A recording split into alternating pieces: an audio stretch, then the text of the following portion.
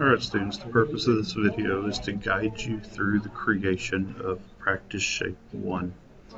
The handout called Cad Practice is available on Blackboard, and it has the 11 steps for creating these shapes, and it has the 3 shapes that you see in the document here. The first one shown here will be the focus of this particular video. In Inventor, you can create 4 different types of files, starting with Inventor Parts, Inventor Assemblies, Inventor Drawings, or Inventor Presentations. This is a part, so we will click on New Part.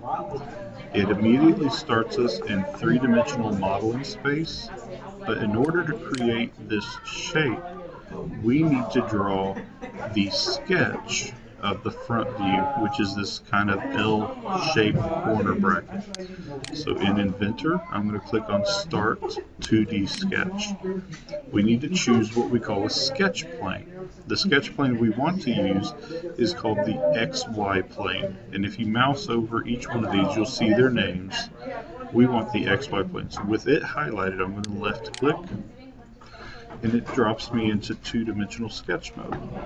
In here, I want to use my dynamic view controls to pan the screen, which I did by clicking the middle scroll button.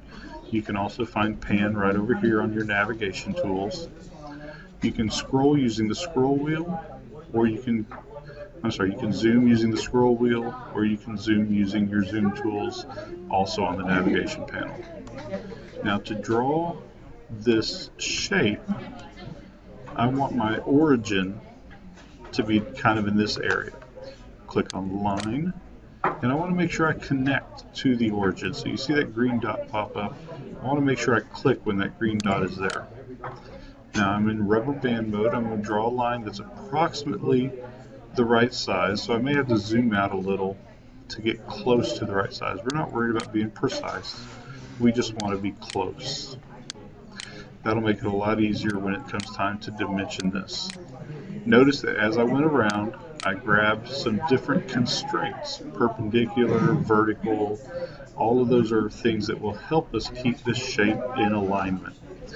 Then I want to add my dimensions. This is step 5 in our steps, is to add the dimensions.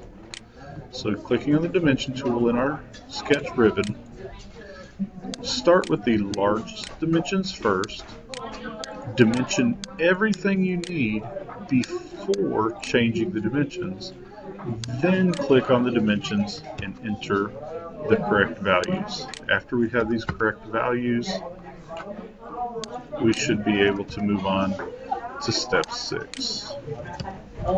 Step 6, if you look at it, says to finish the sketch, and step 7 says click on extrude.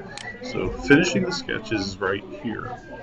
Click on that, and we go back to 3D space. Zoom out and position your shape where it looks like this. On the 3D model ribbon, you will find extrude. When you click on extrude, you will be given a chance to type in the value for how deep the shape is. It might be in this little window, but this little window might be collapsed, and you can type it in down here. This is a movable menu so that you can move it around and create your part without this being in the way. So just type in 3 and click the green check mark, and then you're ready to save by going to the application menu and clicking save. We're calling this one Practice 1. And then just click save. Mine already exists, which is why it's telling me that error message. That is it for Practice Shape 1. Good luck.